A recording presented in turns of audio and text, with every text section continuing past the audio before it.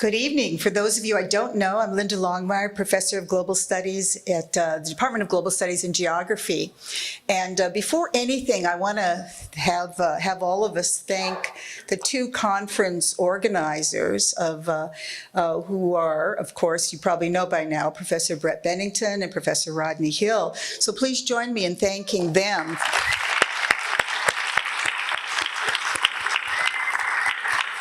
And then, as always, we were just talking about this, but none of this can happen without the stellar work of Kathleen Collins and the Conference Center, the Cultural Center. They put on hundreds of events each year. We were just saying that we should do a count, but it would be so overwhelming that I think, but in any case, please join me in thanking Kathleen and her staff as well.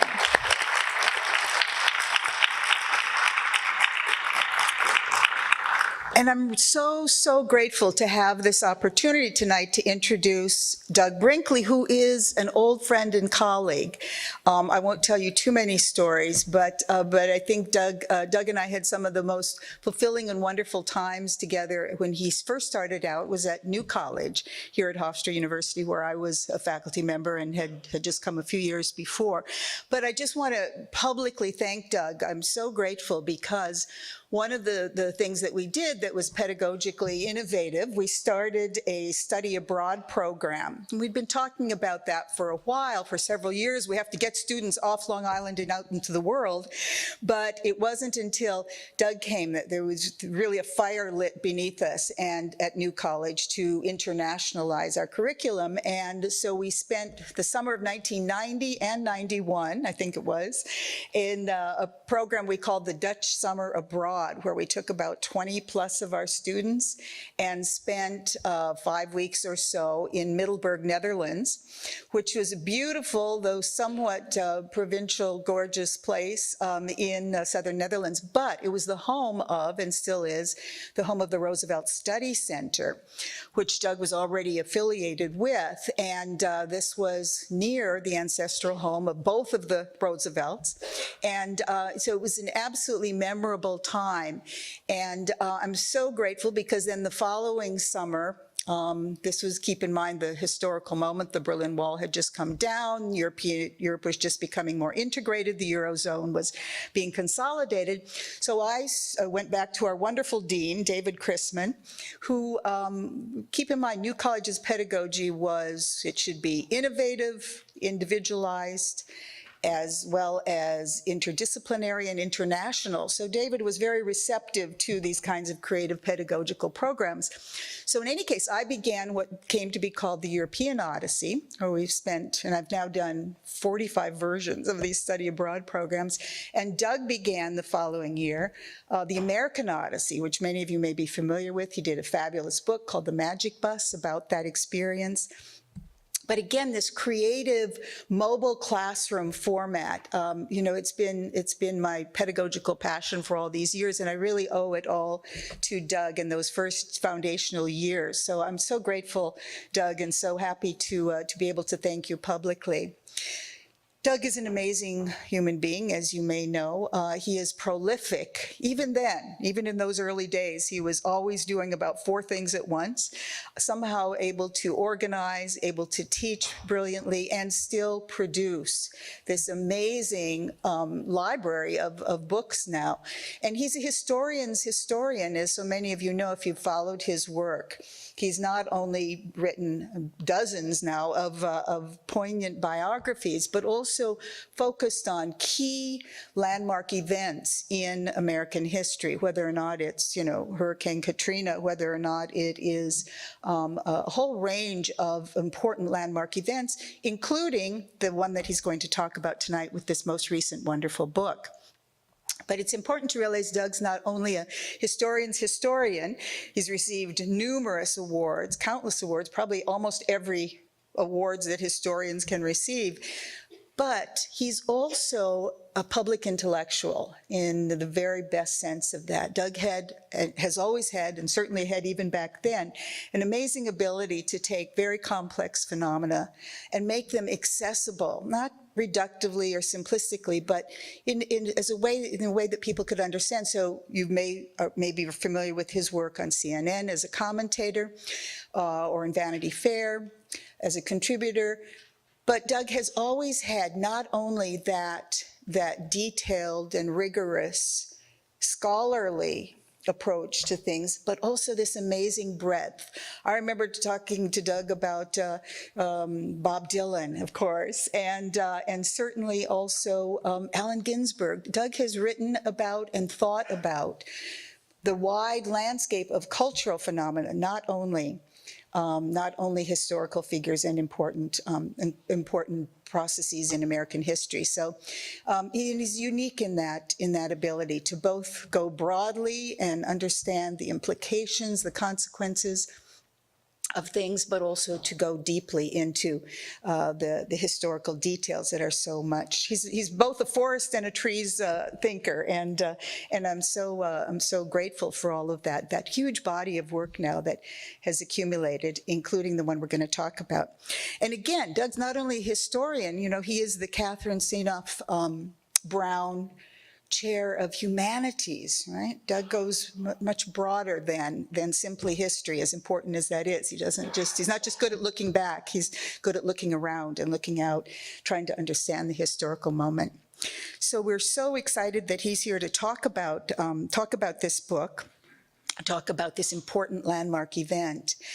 Before we hear from Doug, I also want to introduce to you our wonderful new dean at the Lawrence Herbert School of Communication, who will be chatting with Doug briefly after we hear from Doug.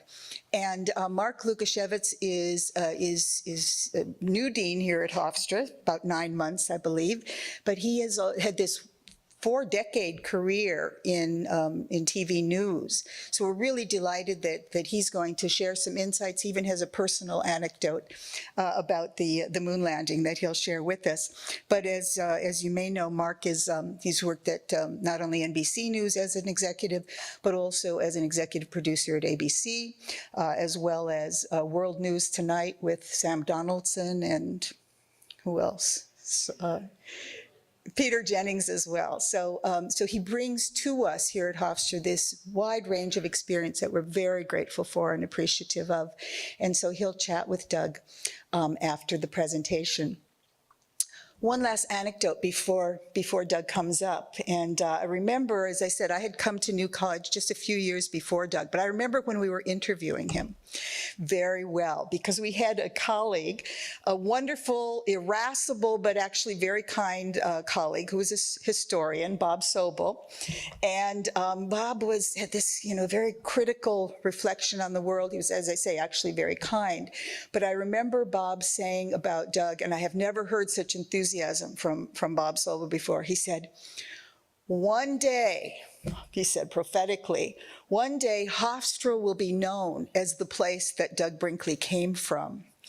And I think we're there. And I'm just so grateful that Hofstra, I think we can say today, is not only the place that Doug Brinkley came from, but we're so grateful to be the place that he's returned to.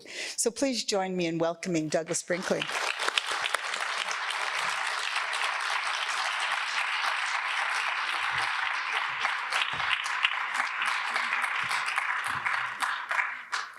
Thank you so much, Linda. She's one of my favorite human beings because I know all the work she's done to educate students about the world here at Hofstra University. So to have you introduce me like that, it's very meaningful and special to me. Let me get my mic so I like it. All right.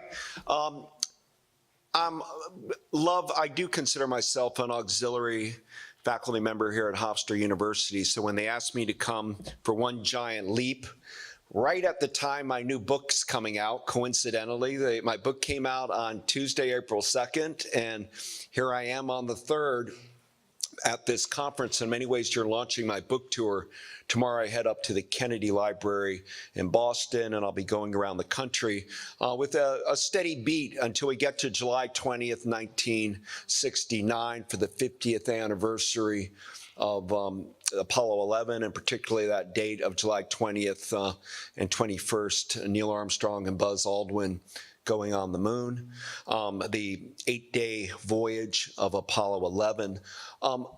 How did I get into writing about NASA in a book like this? Well, for one thing, when I was young, I grew up in Perrysburg, Ohio, which is near Toledo. And it's a small town, and not that much happens there.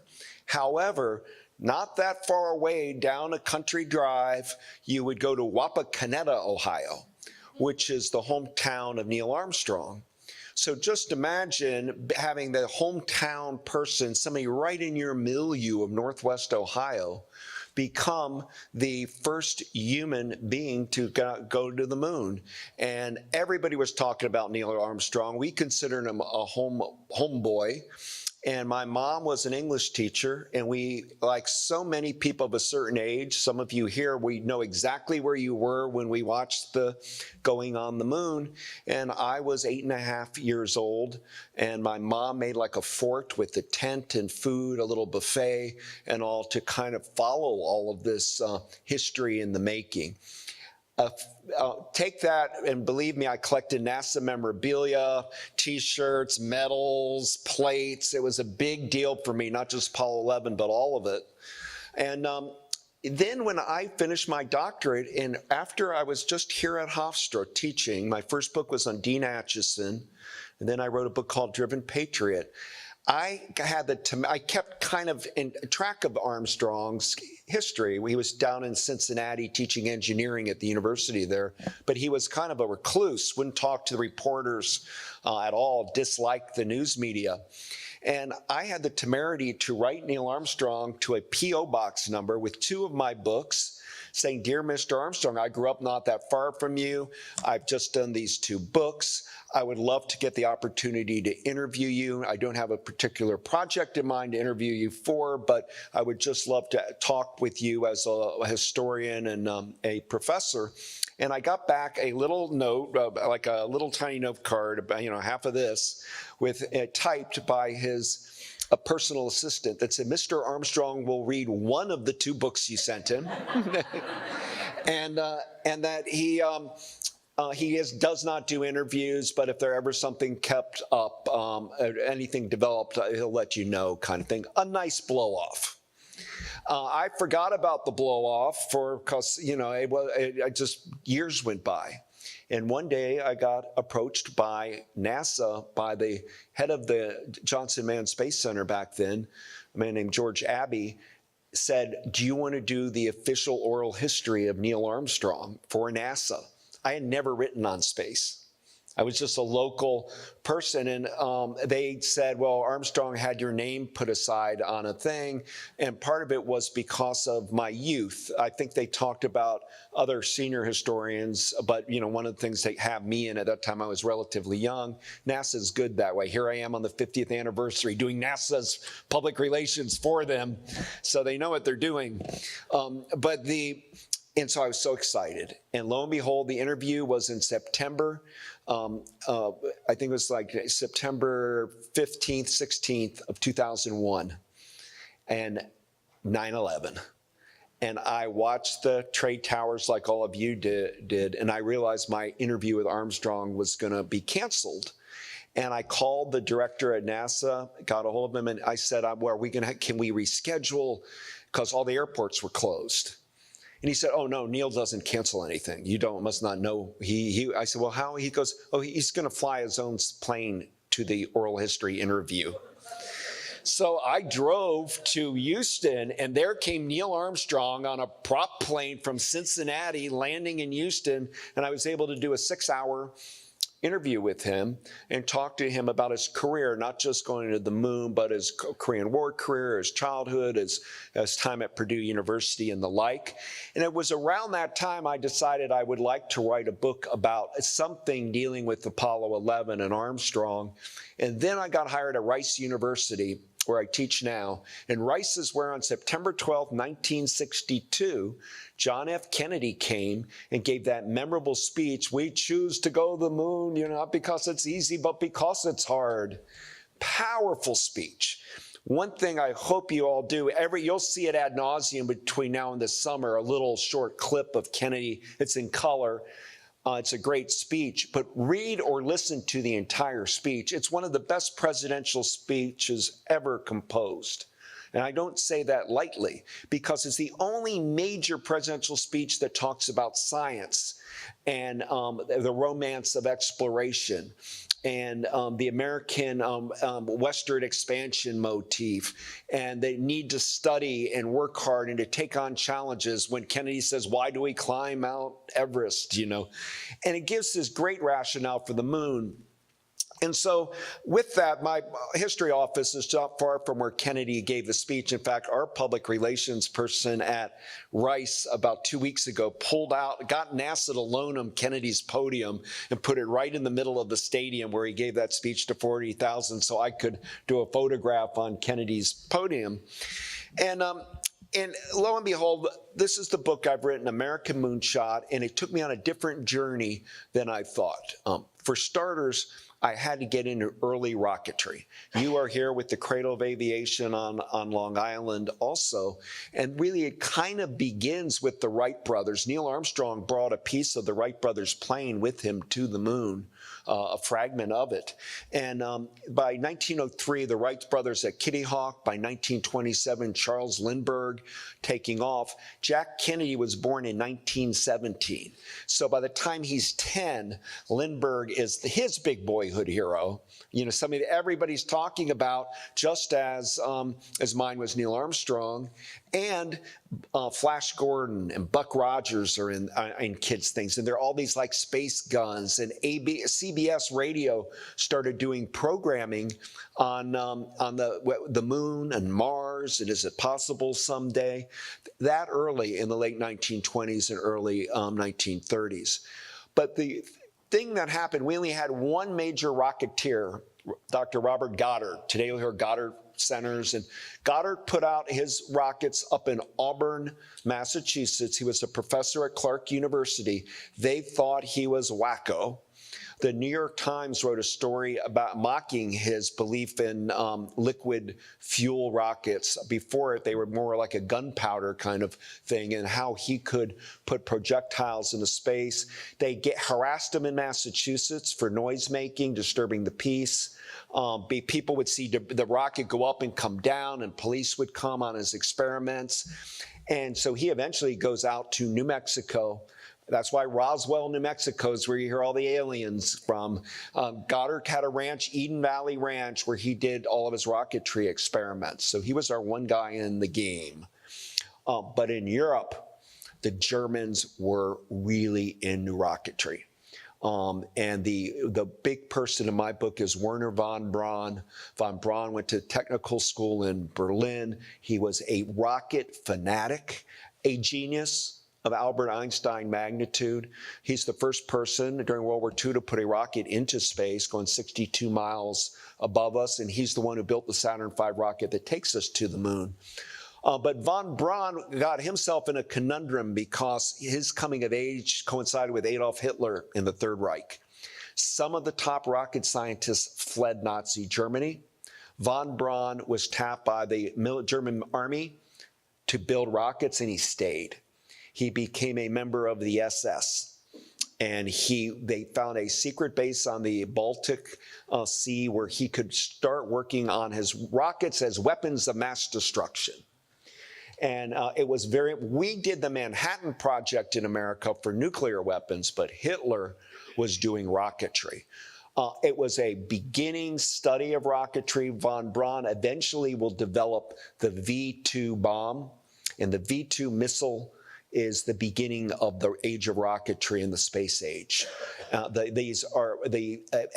If we had another year, if we didn't win World War II, London may not have existed anymore, because von Braun had developed these V-2 rockets. You can fire them from the Netherlands around Zeeland in Holland, and they would go across the English Channel and hit London. You had 5,000 V-2s hitting London, blowing up the city. If you go to London today, there's all museums, people talking about von Braun's V-2 bomb, the missiles. And we were worried about them. And Hitler was speeding it up. In order to speed up all of those missiles, they had Jewish labor camps. The V-2 rockets were largely built by Jewish slave laborers working in Dora camp, which is the sub-camp of Buchenwald. And it was brutal. And if we, and I mean, I can't tell you how bad the conditions were. What happened is then at the same time, John F. Kennedy joins the Navy, and he's, you know, a hotshot Ivy Leaguer and a kid of a rich father. We all know all of that. But he was in the Navy at the Solomon Islands, the PT-109 incident. He became a war hero. John Hershey, famous writer, did a profile in the New Yorker about Jack Kennedy in World War II.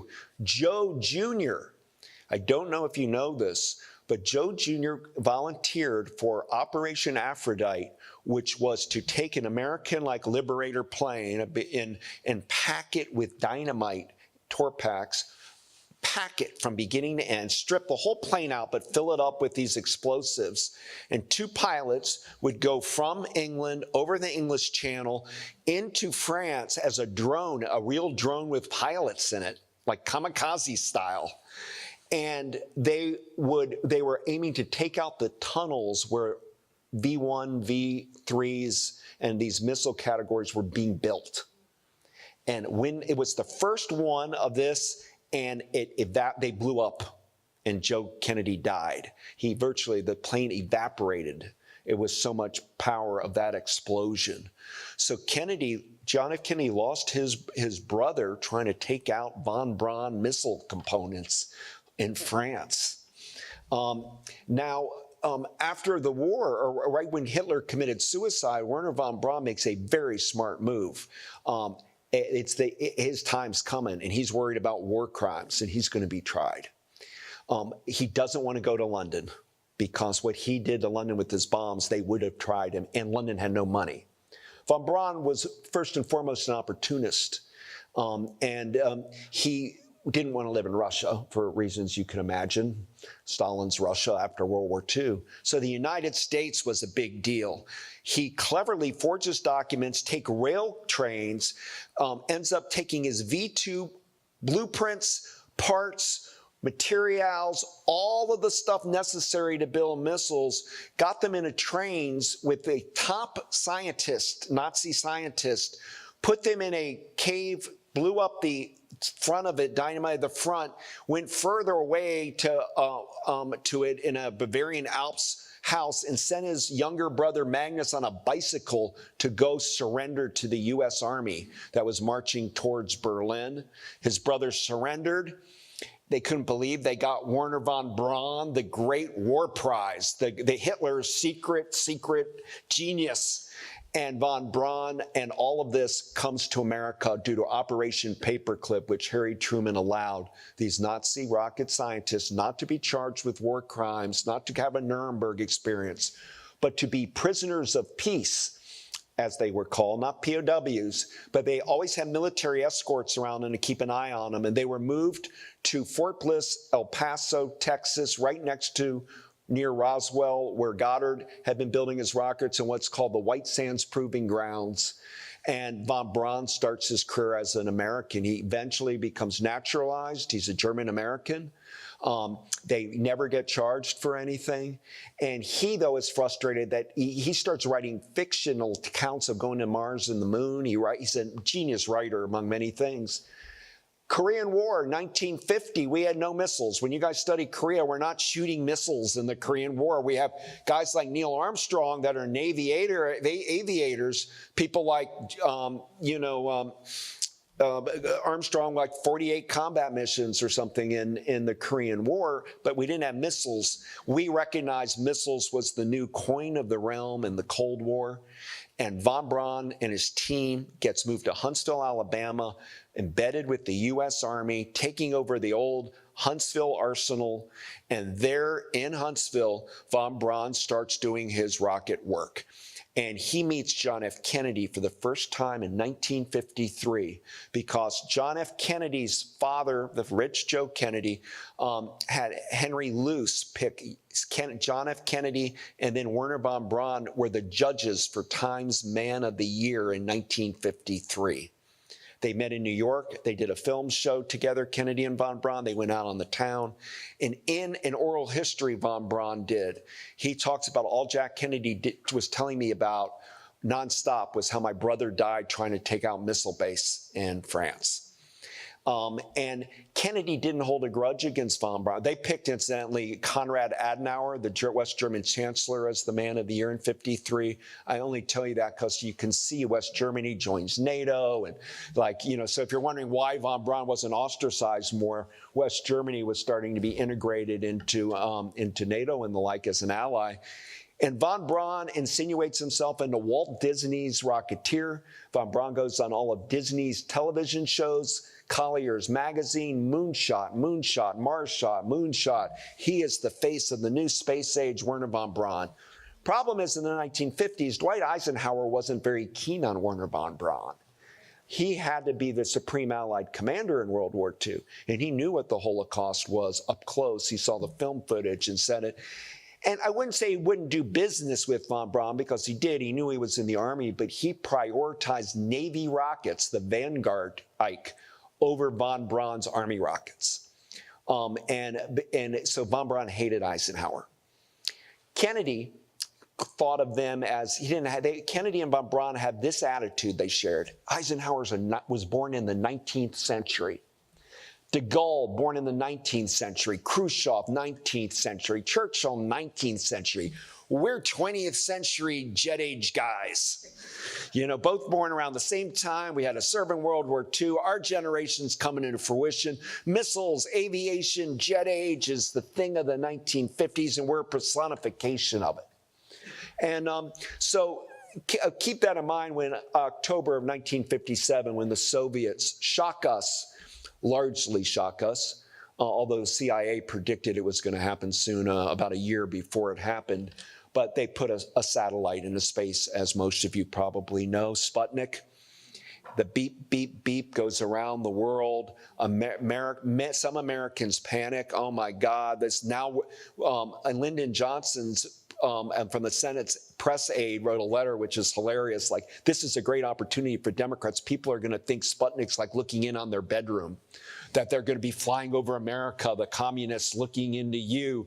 And we can blame Eisenhower for letting this happen on his watch. And it's true. What Ike knew was that we had equal satellite technology. It was the US and Soviets, we were both, but they did get it first. And it was big for Russian morale.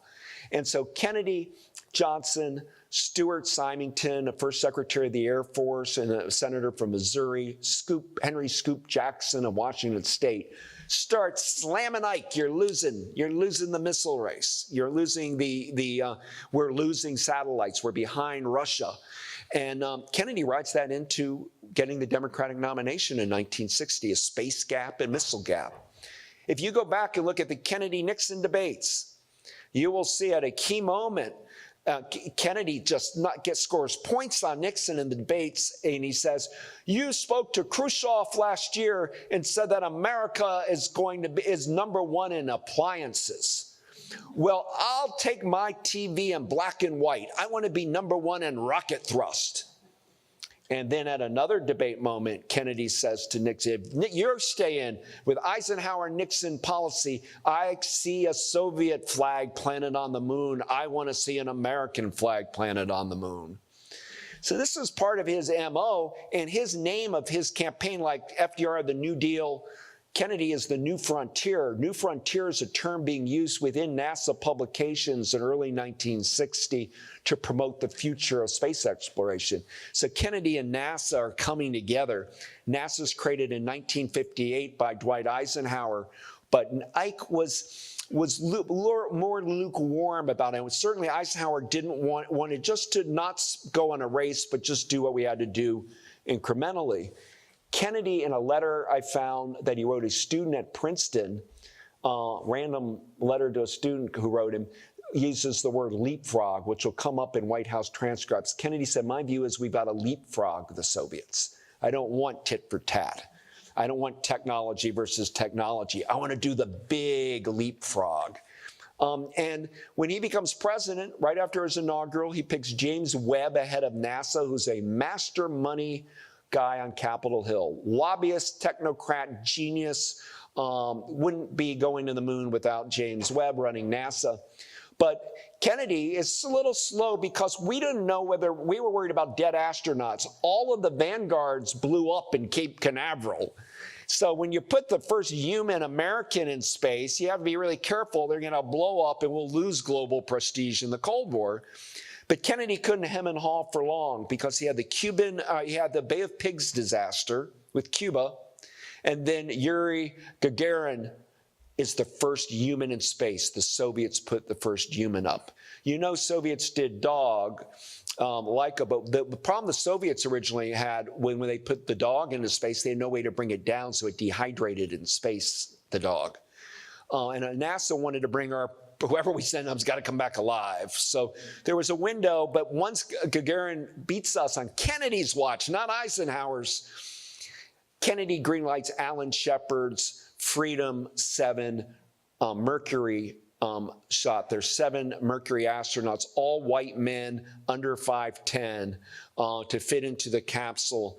And Alan Shepard is chosen on May 5th, 61. Alan Shepard goes up 15 minutes, he's down, but we put a human in space, and John F. Kennedy gets a media windfall. TV, television. Kennedy's seeing, I got a space hero, and it's on my watch. Alan Shepard is a Kennedy Space Corps cadet. Kennedy's hooked.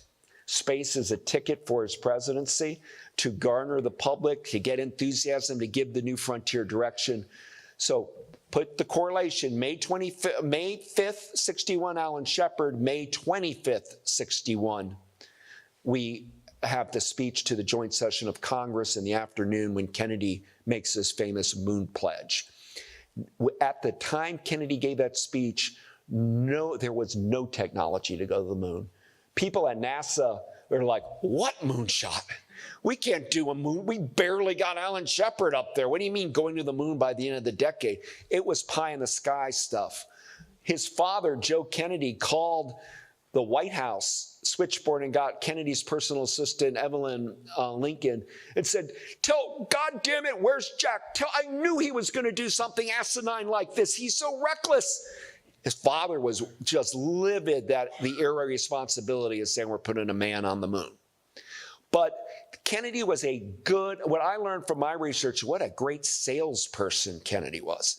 Nobody sold space like John F. Kennedy. He just had a way of talking about it that brought people in. And the day after that speech of May 25th, on the 26th, in Tulsa, Oklahoma, all of the Grumman types, companies, McDonald and the like, met in Tulsa, and there started being government bids for space hardware. And off we go. It becomes bipartisan. I won't tell you about budget fights, don't have time, but just know to go to the moon, it cost about $25 billion. That's $180 billion in today's money. And it was bipartisan because Democrats like big government projects, right? FDR and Grand Coulee Dam and the like, and all the New Deal history.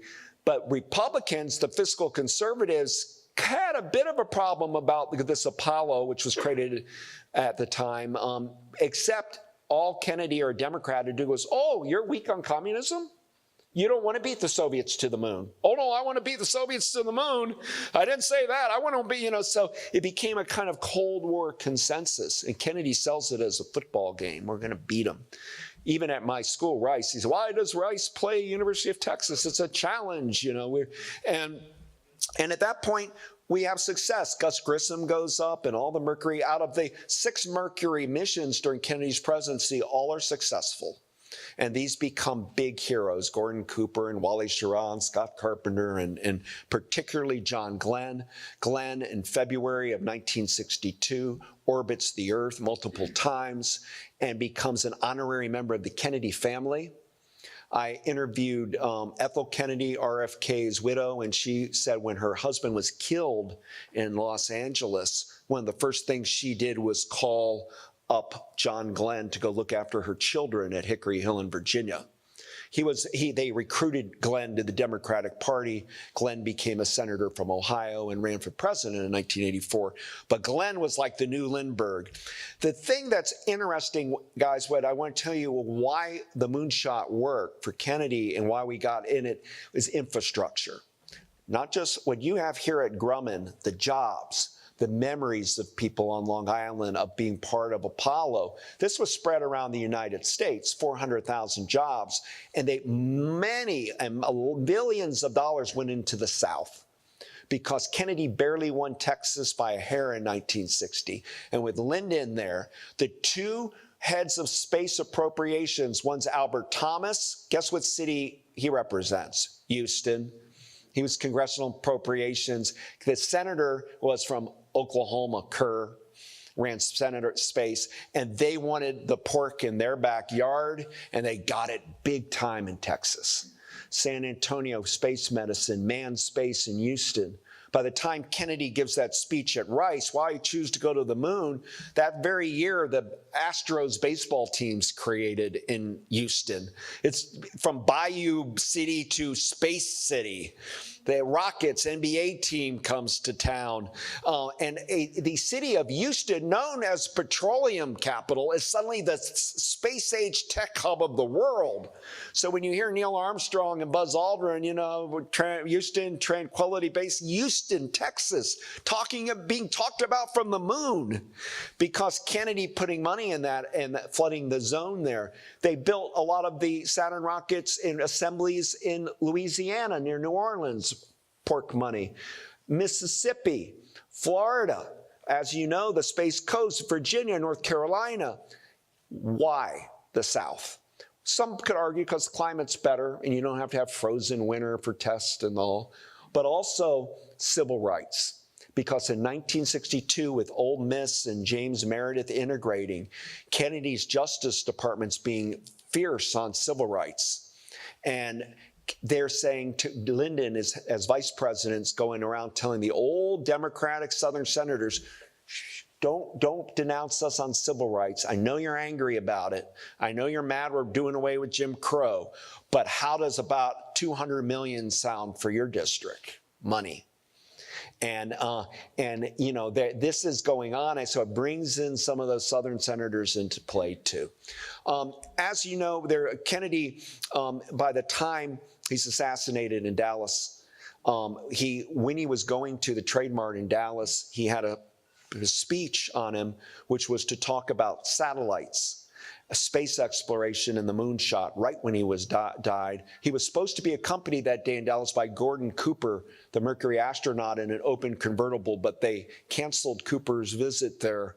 Said he had a NASA exercise to do at the last minute. Kennedy had no space hero in Dallas, where he wasn't popular. The day before, he'd been in San Antonio. Big reception talking about space medicine, that we are getting CAT scans and MRI and kidney dialysis machines and all of this from spin-off technology from Apollo. And then in Houston, he was with Congressman Albert Thomas, and he slipped up in his speech, Kennedy. He said, due to Albert Thomas here, we're about to put the biggest payroll into, and he said, oops, I mean payload into space. And then Kennedy recovered and said, payroll too, here to Houston, Texas. And even George Herbert Walker Bush was the head of the Republican Party in Houston, wrote an open letter saying, I want all Republicans to cheer John F. Kennedy for bringing Houston this great gift of space here. Well, it's not, even if you're a Republican, don't be angry, because he's done a lot for our community. But when Kennedy dies, there's a fear of with the space program being canceled. Kennedy had hooked up with Wernher von Braun. Von Braun gets the big, and they work with a man named John Hobart to do the rendezvous of Apollo 11, where we meet, and then you send the lunar module down. It's a brand new technology. It's high risk stuff. Neil Armstrong would say that they had a 50% chance of surviving going to the moon on the Moonshot when it happened. But Kennedy's legacy, the killing of it, ironically kept Apollo funding alive. I write in my book, von Braun and Kennedy meet all the time. Kennedy takes them out in Florida. They go down to Alabama. They become like a real team. And so Jackie Kennedy sees JFK right after her husband's assassination, her first meeting with Kennedy, and says to Lyndon and Lady Bird, I want you to keep Jack's dream alive. And he said, yes, ma'am. And I'm going to name the Cape Canaveral the Kennedy Space Center after your husband. It's the first national honoring of Kennedy. And then Wernher von Braun puts up his first Saturn rocket, the first preliminary step of going to the moon in January of '64, just a couple months after Kennedy assassination, carved JFK's initials on the rocket. And there's a correspondence I'm able to use in my book between Jackie Kennedy and Wernher von Braun, which is really quite astounding correspondence. But at that point, people are trying to defund it. NASA back in the mid-'60s, guys, had about 4.4% of our national budget. It was for peaceful exploration of space. Neil Armstrong was eventually picked to be the first person on the moon because he wasn't in the military. He was a civilian at the time of the Vietnam War. But 4.4 today, last week, Vice President Pence talked about going back to the moon in 4 or 5 years. Well, they're going to have to jack up NASA's budget because it's less than like a third of 1% compared to 4.5% of spending for NASA. The drumbeat through the Gemini, Mercury's 1 astronaut, Gemini 2 astronauts, Apollo 3. Unfortunately, the first Apollo 1 in 1967, the 3 astronauts, Grissom and White and Chaffee, die. They blow up on the launch pad of Apollo 1 in '67. Some people are saying defund this. Apollo came 5 Senate votes away from being defunded. It wasn't just Barry Goldwater who didn't want to go to the moon. Goldwater wanted Air Force to get the money. Dwight Eisenhower called it a stunt going to the moon. Walter Mondale was opposed to going to the moon, and even Ted Kennedy was quite lukewarm about it. Bobby Kennedy was all for it, but not everybody was into it because a lot of questions were, why not put all this money into domestic programs at home? Why not more into education? The answer NASA gave, this is education, it's science education, it's creating jobs, and it's creating technology. In 1960, Time magazine picked scientists as their persons of the year. It was a cult back then of experts in science, and we can do it. And the Apollo project, in retrospect, is a hangover effect of World War II can-doism. In World War II, we did hurry up projects with perfection.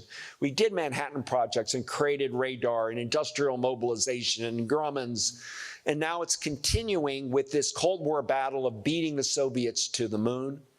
When we finally get there by 1969, you know, what's easy now when we reflect this summer 50 years later, it's very simple to like, so we did it and it's interesting technology and now we're looking at space exploration. We have all these satellites that are and on and on.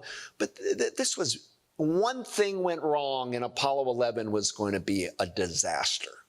It's one of the reasons Nixon's a little tentative about it, because if they all blow up, it's going to look bad on him early in his administration. Once they do it, he's all over it.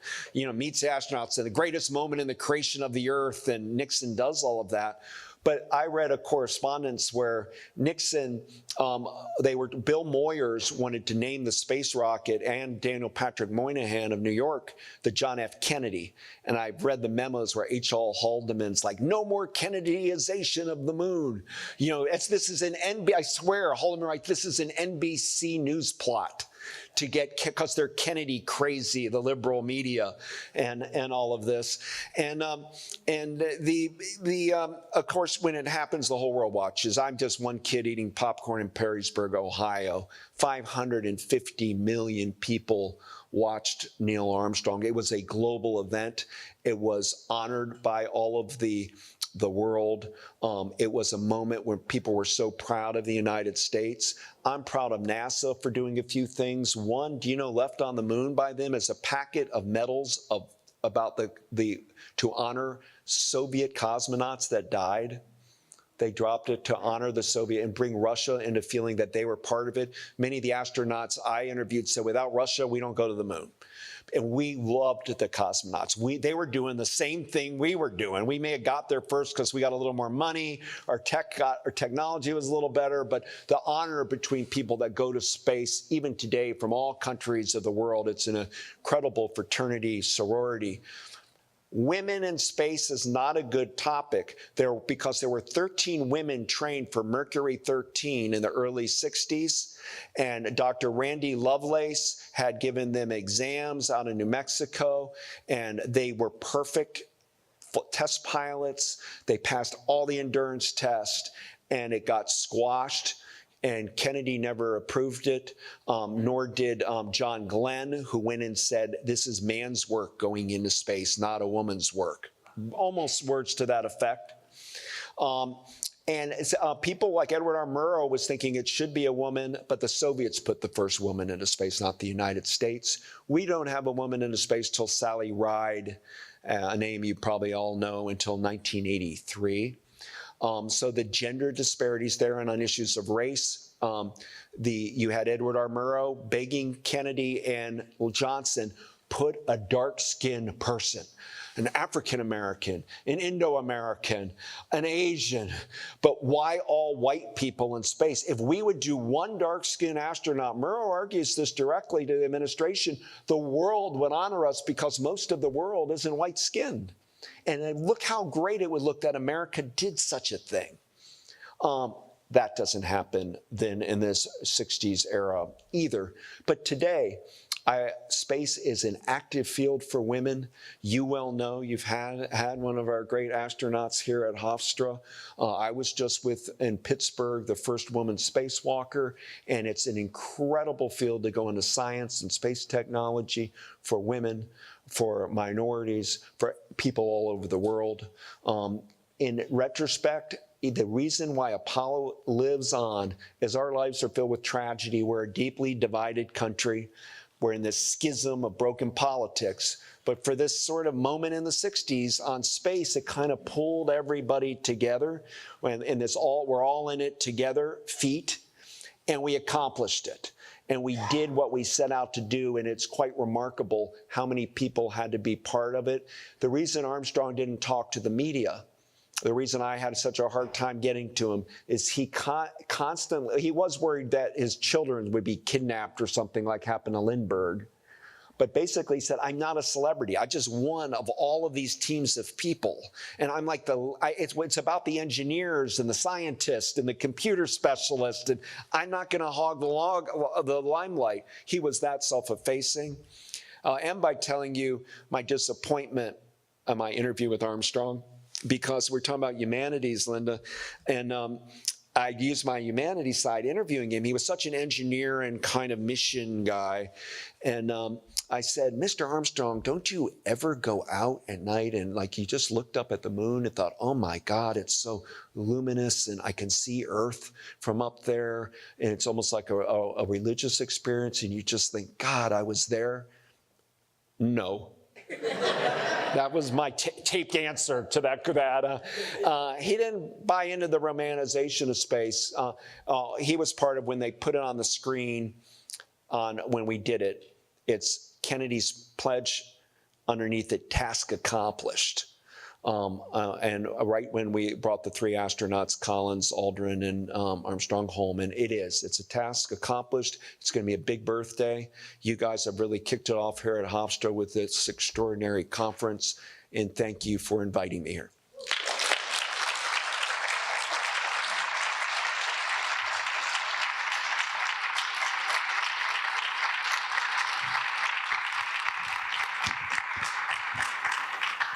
Thank you very much, Doug. That was fascinating, and I've had a chance to read the book. It's really an amazing piece of work, and I recommend it to all of you. So, to start with, what I hope we can do in the next 15 minutes, particularly for some of the young people in the room, is to draw them back to that moment in history, people who perhaps, like you and me, don't remember that time. So while Wernher von Braun was in Huntsville, I was growing up about 100 miles north in Tullahoma, Tennessee, where the Arnold Engineering Development Center is located, and my father, another war refugee from Poland, and a lot of other young scientists were doing all the wind tunnel testing for Mercury and Gemini and Apollo. So I grew up in that atmosphere of young engineers trying to deliver on this audacious promise from John F. Kennedy. And let me start with that promise. In your mind, was it about science? Was it about geopolitics? Or was it about simply the adventure? Was it about military accomplishment? What was the core of it? In the end, it was about military, although the fig leaf over it is about science education and peaceful exploration of space. In the 1950s, there was called the International Geophysical Year, and the idea was the world would all kind of learn more about space. And so it did have a kind of United Nations global cast to it. To the United States' credit, NASA's civilian-oriented and made sure that we weren't trying to militarize space or militarize the moon. We did a very good job of reinforcing that time again. We are going there in the name of peace. The moon is a peace mission. It was said over and over and over again, and it's true. However, when you're developing the budget and all this, all of the branches of the armed forces wanted a piece of the pie.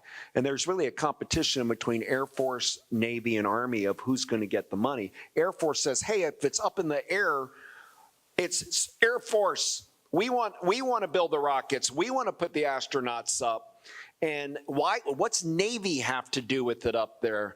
And why the Army, not us? So there was a lot of fighting between the branches of the military, but the key to it all is intercontinental ballistic missiles.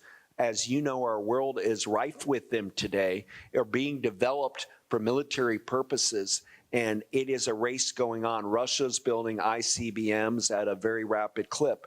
If you study the Cuban Missile Crisis, and you hear about the Jupiter missiles in Turkey that the United States placed on the Turkish border, looking at the Soviet Union, which triggered Russia to start building launch sites in Cuba. Those were Wernher von Braun missiles, those Jupiters. He built that military class of rockets. Now the Saturn became used for moon exploration, but there was a great blurring of the line. Von Braun ends up working for NASA, but he really is a creature of the US Army. Let's talk about von Braun, because that's another thing that I think related to today is kind of fascinating, because here's a man who gets close to Kennedy not even 20 years after the end of the war. You pointed out that Jack Kennedy's older brother died trying to put out of business Wernher von Braun's V2 and V3 rockets. He was an SS officer. He was a member of the Nazi Party. Can you imagine a person of his pedigree having any role in a government enterprise today? No, I don't think so. It was that the dislocation of World War II. And I can't tell you how brilliant as engineers these German rocketers were. They're unbelievable. Even if you're studying rocketry, you have to study them. But I don't think von Braun on the 50th anniversary should be treated as a sustainable hero. I don't know. War crimes is tricky. One person's war, and this, we all went through this in Germany. You could indict the entire country of Germany, anybody who was served in with the Nazis. But von Braun, I think, is borderline. You would, if there were a true trial of him, war crimes are due to the slave labor camps and some of the things he did, very well should have been convicted. So for young people, it's a moral dilemma. Were we right to bring von Braun into the American fold because his technology was so important that we're doing, GPS and satellite telecommunications, and if we didn't grab them, Russia would have gotten them and they would have used it to compete with us? Or should they have been tried and not given special privilege because they were like scientists, so we need them, so let's not treat them as war criminals? I think the answer to it is just don't recognize. We're learning there's a whole new subfield of scholarship about what went on building these V2 rockets in the camps there. And we don't want to build a former Nazi collaborator with Hitler into this sort of big hero of going to the moon. But we also can't afford to teach engineering to kids and not look at his work that he did. So it's a balance that we need with him. Once he became an American, there's no sign of disloyalty ever to the U.S. government. He had some sort of Christian conversion experience, and he was liked by people. But it's odd, guys. Huntsville, Alabama, in the '60s, Nazis were treated as royalty by the German Nazi scientist in Huntsville, while African Americans had to go in the back door of a Jim Crow. Huntsville, Alabama.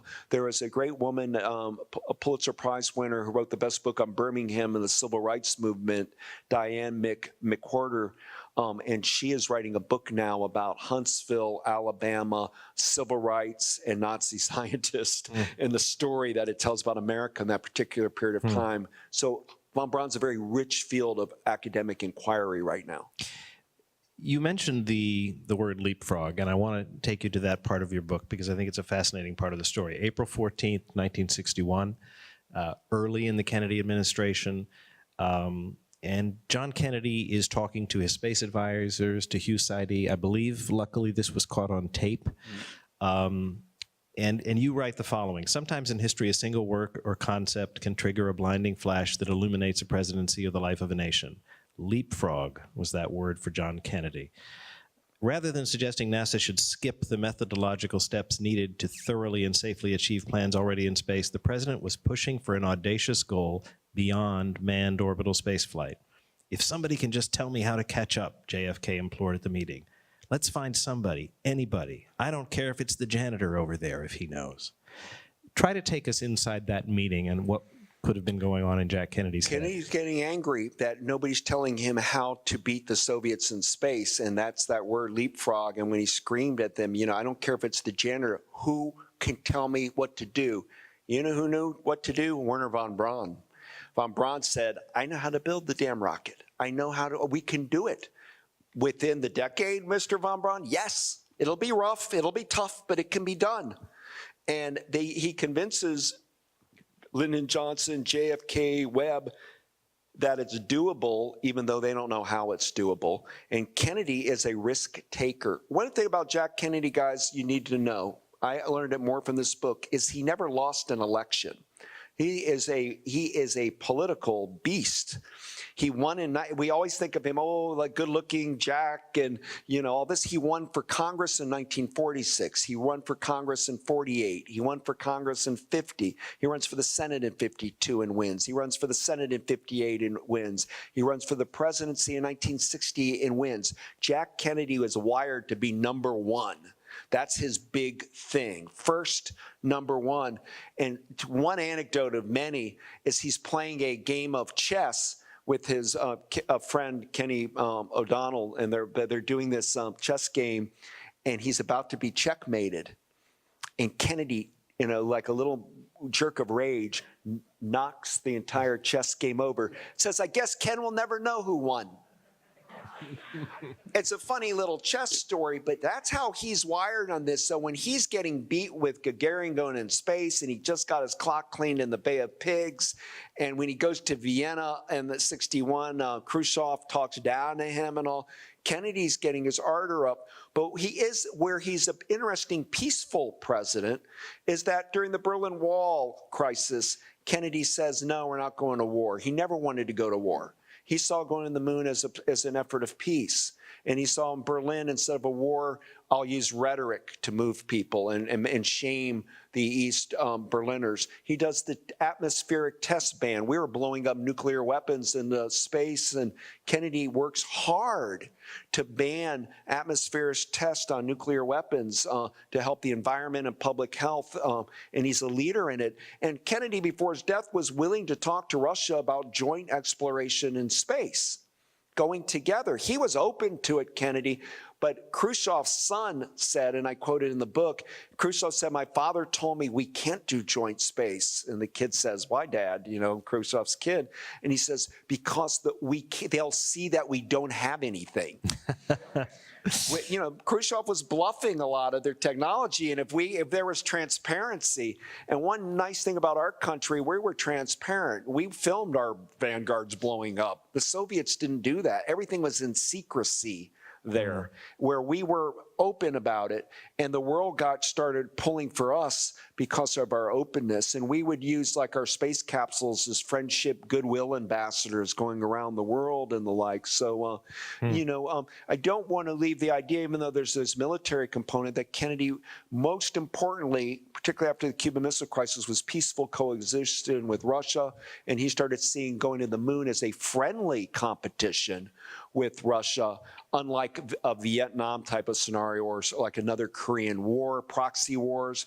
Let's have a healthy science technology competition. We're going to have your questions in a few moments, so get those ready if you'd like. I wanted to ask you to take us into the atmosphere of another key moment, and that was that speech you mentioned in Congress, May 25th, 1961. I think we've all seen it a million times on tape, where Kennedy said, "I believe that this nation should commit itself to achieving the goal before this decade is out of landing a man on the moon and returning him safely to Earth." What astonished me was, you write, Kennedy thought that speech bombed. He thought it had been a failure, and we weren't in instant media then, so it took until the next day for him to know different. Talk about how he felt. There's a wonderful historian at George Washington named Joe Logston who pointed this out. Kennedy went to go to Capitol Hill, but they didn't do the prepping of the press because it was going to be a big kind of secret announcement. The day before, they leaked it to the New York Times. But Kennedy said it to the Congress going to the moon, and he got like no big applause. It was tepid. And he read a room very well, Kennedy. He thought, God, I bombed. When he left that May 25th, he went in a limo back to the White House telling Ted Sorensen, this was a disaster. I was terrible. Nobody, that was my punchline, and nobody did anything. And he was in a funk. And then lo and behold, the Washington Post comes out, what a great speech, going to the moon. And he started getting the press clippings that were positive. And then Kennedy thought, wow, okay, I did pull it off. But it's why he gives that "we choose to go to the moon" speech in Rice, because the one in Washington wasn't the charismatic John Kennedy that day. If you watch the whole day, it's pretty standard presidential fare, flat. It sort of reminds you of the Gettysburg Address, which in its moment was nothing. And yet in history, it lives on as one of the great moments. And in September 12th, when he does the Rice speech, that's a midterm election time. And he starts going to places like McDonnell Aircraft in St. Louis, visiting workers, jobs in St. Louis. He was tying the midterm elections to space. Make no mistake about it, the astronauts became great space heroes. Democrat, Republican, if you mention one of these astronauts, they were loved. NASA promoted it for people with whether it's Life magazine or television shows. And Walter Cronkite became like an astronaut. He was so enthusiastic about going to the moon. And you had science fiction writers, Arthur C. Clarke and Ray Bradbury. And it became this kind of thing, TV shows, Lost in Space and the Jetsons, and architecture, jet age architecture. And Kennedy got the funding for the New York World's Fair in '64 for all of these space features of tomorrow, the space world of tomorrow and all of this, and songs. People were writing songs about going to the moon and Starman and all of this sort of thing. So it just became really a part of the '60s, which is unusual because you also have rock and roll and Woodstock.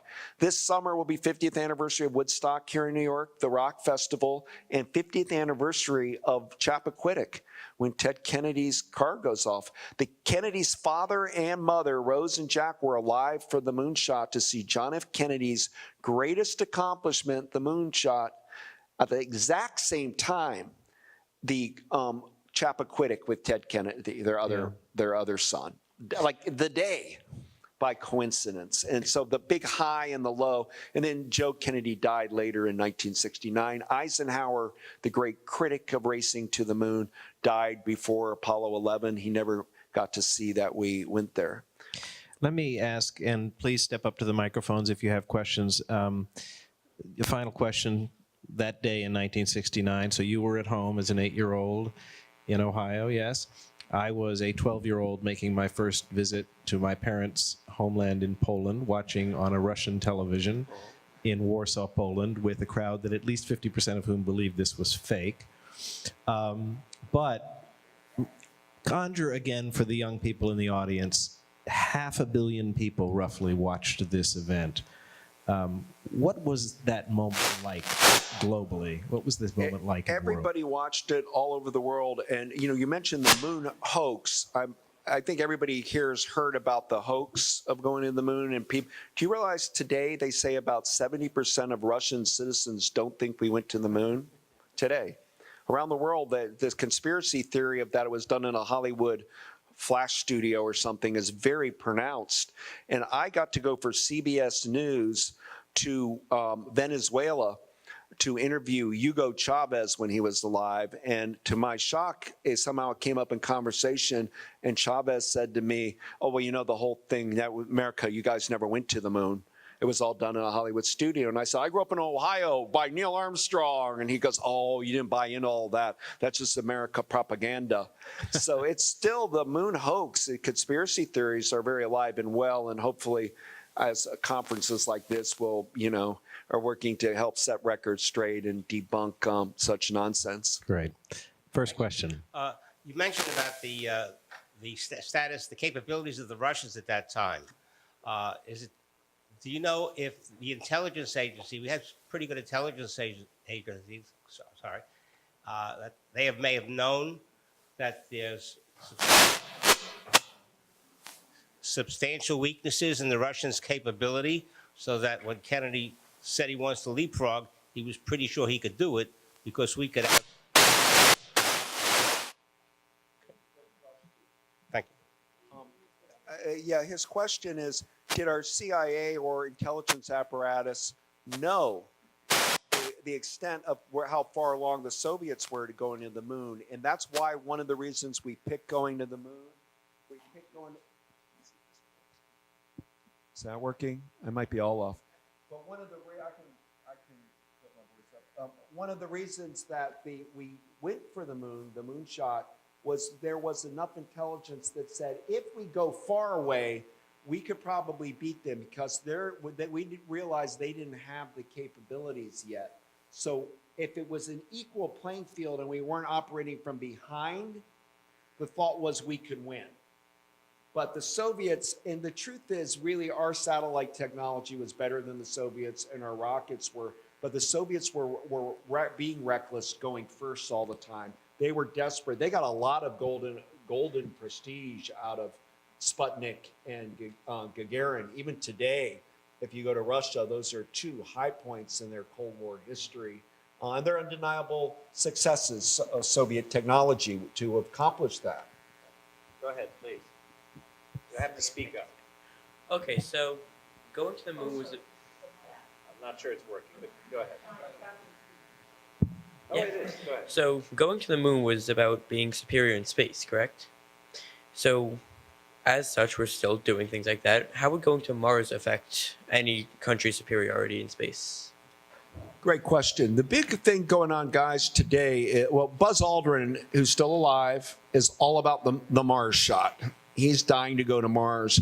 But I think what may happen here is China's looking to go back to the moon, or go to the moon. And now the U.S., I think, seriously considering going back to the moon. I have to see whether it gets funded or not. It's easy to talk about it. But the idea would be we would do a platform or a base camp on the moon to use as a springboard for Mars. And, most of the Mars work of the last few years has just been remarkable, particularly Caltech and the Jet Propulsion Laboratories out there. Their work on Mars exploration is phenomenal. But something about humans, we want people in space. We don't want robotic crafts and rovers. It's the vision is that humans go to Mars. And that's hard, because how do you bring it back alive, astronauts, for a mission that far? Is that a real suicide mission? So I would think the young people here, you might get to Mars in your lifetime. My lifetime, I don't believe we'll be in Mars. I think we'll be back to the moon before we go to Mars. But what stimulates the public is the spectacle of beating somebody. And it may be we're in a new space race with China coming up. That might kick in funding. And secondarily, private sector is getting into space big time. Blue Origin with Jeff Bezos and, pick 'em, Musk is into it and Branson. And so will there be a private sector government partnership of a new kind? More likely, we will all, if you have money or win some lottery or are chosen for scholarship, and maybe universities will be sponsors of this. I could easily foresee rocket launches where people can go into space for a day or two and then come back to have the experience of a space of seeing Earth. That's certainly where Branson is headed, right? Yeah. And that very well may be space tourism could become a big new industry in the next 20 years. Maybe it'll be this young man in the NASA T-shirt. Yeah. I just happened to be wearing this today. Yeah, I forgot. But von Braun seems to be a necessary evil. Let's say that Nuremberg got to him and... oh, right, sorry. So von Braun seems to be a necessary evil in this story, but no, obviously I know we went to the moon, but say Nuremberg got to him and his war crimes or so caught up with him, and he was either in prison or in some of the cases executed.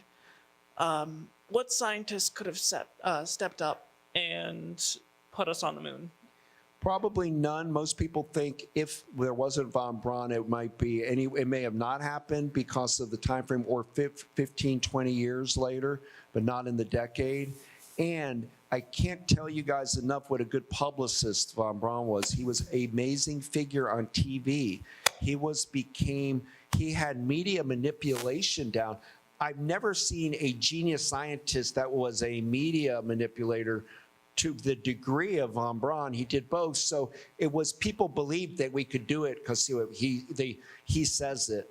The German history, World War II is complicated.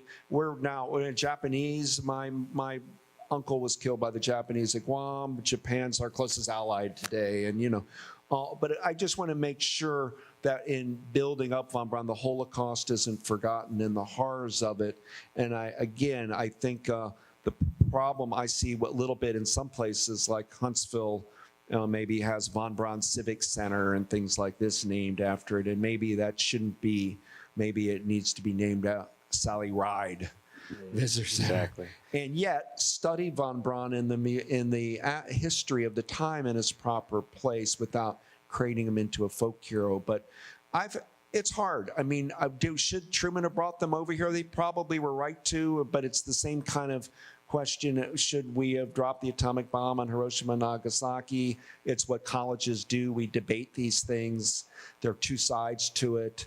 And if we didn't get this payload of scientists, the Russians would have gotten them because they were Russia came right days later looking for. This was a race to grab them. It was one of the great technology heists in world history was the United States getting the Nazi missile technology. Next question. Thank you. That was a good question. Hello. Hi. I just wanted to clarify something with you because I was trying really hard to write down things in my phone as you were speaking, and I heard a little clip of something, so I just wanted to... Did you say that now people are trying to, I guess, in some way incorporate the moon with military? Two things are good question. Last week, the Vice President Pence went to Huntsville, Alabama, to announce that we are going to go back to the moon in 4 or 5 years. And so but yet that's different than Trump also wants to create Space Force, which would be another branch of the military like Army, Air Force, and Navy. So the two aren't necessarily connected. I do not believe that this Space Force is going to be able to happen for the very reason Army doesn't want it, Navy doesn't want it, and Air Force doesn't want it, let alone political division and politics and getting, so it seems to me to be a frivolous thing, the Space Force. Going back to the moon in 4 or 5 years, the technology's there. Think of the difference of 1960s tech, computers, compared to what we can do today. There is some ice found on the moon, we think, that we could explore. There are tunnels. There's so much more work to do. Remember, all the Apollo missions, it was grab up some soil and rock. And what we discovered is the moon is much closer to Earth. It's really a part of the very minute differences between minerals and compositions of rocks and soil on the moon than on Earth. And we don't even know how the moon was created for sure. Some people think it was a planet that collided and it's like debris from it. Other people are disputing that. So even how the moon got created isn't really known. So if you're interested in the creation of humanity and the story of Earth, the moon may be as an archaeological site, if you like, a site of exploration, could be quite astounding as long as we're doing it for the name in science and peaceful scientific inquiry, not trying to militarize the moon. Thank you. Thank you. Hello. So young people are the key to the future. You know, young people's interests are what drive the future in technology. And the trip to the moon was something that sparked interest in science and STEM technology and just space in general for young people of that generation. It was a big thing, and I'm sure the world we have today wouldn't be the same without it. What sort of mission could we do or discovery today that would spark the interest in young people today? Well, you guys are giving great questions. That's a really fine question because I asked myself this: what is the moonshot of today? Is it really going back to the moon in 4 or 5 years, or is the moonshot now? Incidentally, the word moonshot comes from Wally Moon, a baseball player for the Dodgers, who in 1959 hit towering home runs in the LA Coliseum called moonshots. And Vince Scully, the announcer, would call them that, and the word moonshots crept in. But now moonshot means our country working together to do something big and great, your generation. The new moonshot might be an earth shot. It might be the war on climate change because of the challenges of our planet right now. We might be, we've got to take care of our home, spaceship Earth. Joe Biden, probably running president's trying to do cancer moonshot, saying let's all go together and trying to find a cure for cancer. So different people have a different view of what the moonshot should be, but there is an agreement by at least most people, we need to do something, and so we're not, that we just feel like we're doing it together, that your generation does something that benefits humanity. And it very well may be the time to clean our oceans and to clean our degraded environment and to be better stewards of Earth. Many of the astronauts that went into space, Armstrong's different. Armstrong really was about his mission to the moon, but many of the others, their journey was, oh my God, Earth, it's so fragile, lonely, beautiful. It helped trigger the environmental movement, NASA. Whole Earth catalog and, a moon, Earthrise photograph and all this, because we started looking at our planet in a new way due to NASA. And on climate change, NASA's leading the way on looking at climate changes through weather satellites and global positioning and the like. So NASA's not just in the business of sending rockets up. We've developed technology to learn more about our Earth due to NASA. So groups like NASA and NOAA, I think, need to be funded more, science and government. And right now we're kind of having a war on science. Meaning people are buying science, fake science, all this. It's unfortunate because in this part of the 60s, there was a consensus. Scientists weren't being beat up in the political theater, but they were being honored for their empirical data. Thank you. What do you think it should be? Do you have a feeling? Yeah, I think Moonshot is something that would spark, at least with space technology, would spark interest. It is becoming privatized. We see a lot of that today. I don't think that has much effect on young people's interests. Like it is still revolutionary. Making it cheaper is something that's necessary, but I think it has to be something that, because with the moon landing, it was so new. It was it was something that really just put wonder in everyone's eyes because it was just, they said shoot for the moon and they really did it. It just broke their expectations. I think we just need something that breaks the expectations of young people. That's a wonderful comment. Amen. Thank you for that.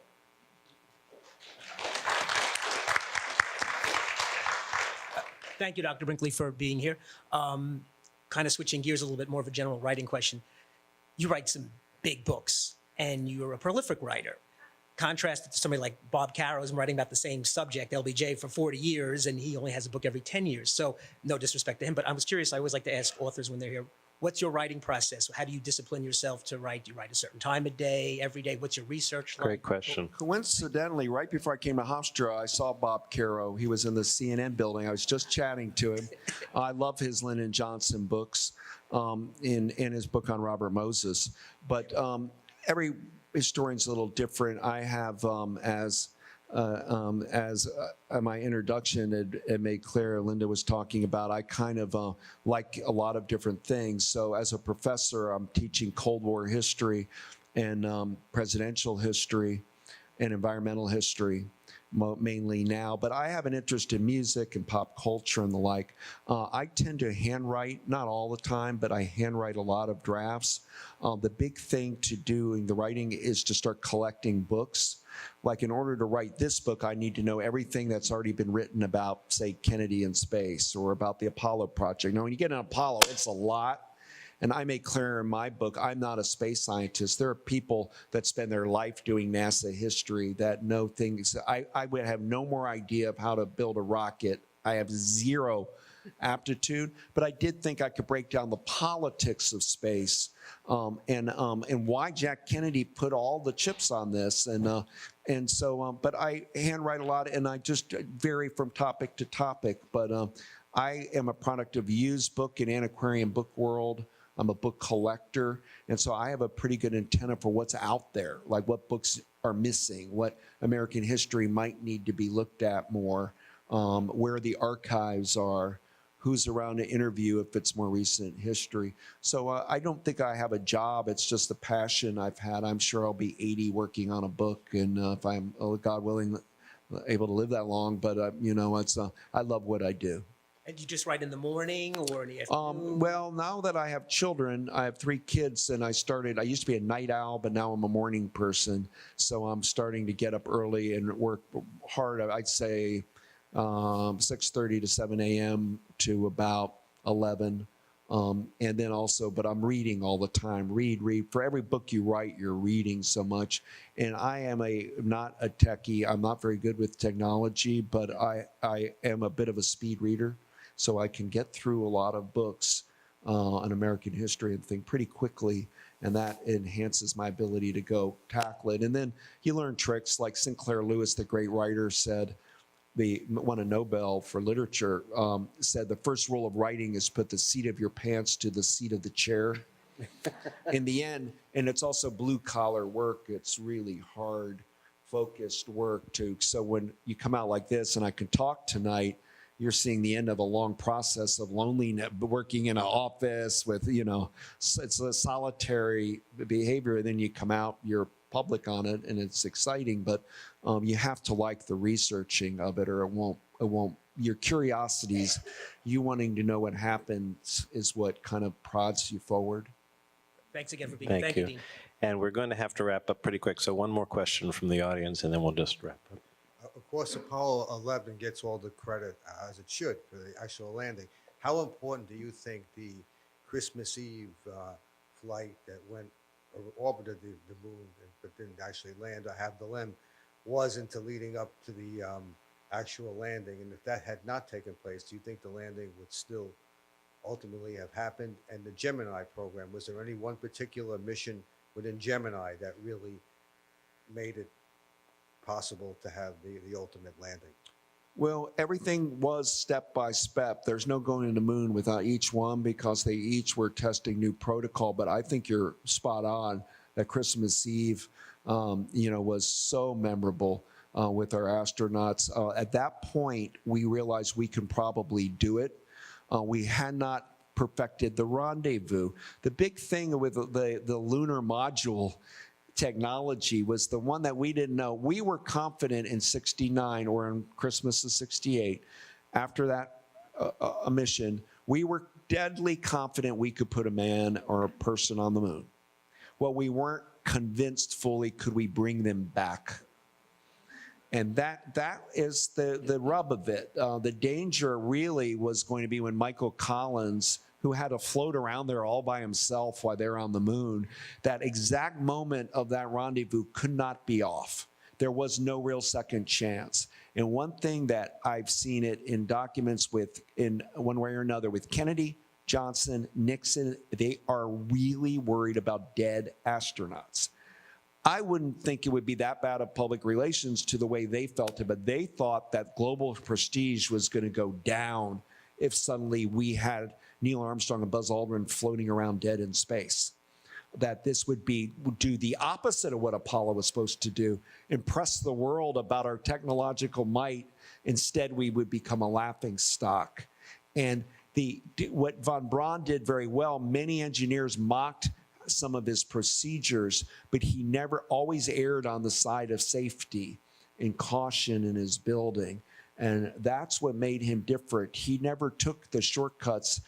He would constantly, even at that speed, make sure that we did not have faulty equipment and wires. But to your point, after Apollo 11, Apollo 13 was almost that's the famous movie, and almost a death scene, horrible. That scares Nixon from going back to the moon. So Nixon cancels the last Apollo missions, and the Saturns that were built by taxpayer dollars become museum pieces. And Nixon starts petering out with his interest in space. And by 1975, and it might be a good way to end, 75, Russia and the United States collaborate in space. And we have it under Gerald Ford, that big moment. At that point, there is no space race. We're working in space together. And so once that ended by 75, there was no real interest. Things shifted to the space shuttle and Mars rovers. And I think now, because of the 50th anniversary, people are starting to question, well, why not? Well, maybe we should go visit the moon again with our new technology. Question will be whether taxpayers want to fund the burden. And by saying one thing Kennedy impresses me with, when he'd go to crowds, he would bring everybody in on, you know what? It's expensive. He said it every speech about it. It is expensive. I'm not going to lie to you. It's going to cost each of you, and I know you're struggling, 50 cents a week to do this, but I'm asking you to put in the 50 cents a week to do it. And the voters, Americans said, okay. He never played games with the public, Kennedy, on you're going to have to flip this, and it's super expensive. So if somebody now wants to take it seriously, they're going to going back to the moon, you have to talk about the expense and what we're doing, and is it worth it? And we have to have the conversation, and you have to have presidential leadership. Doug, thank you, guys. Thank you. And let me just say, on behalf of everyone at Hofstra, we want to thank you for being here for an excellent talk. And I also once more want to thank Kathleen Collins and the staff of the Cultural Center for putting all of this together. Thank you very much. Thank you.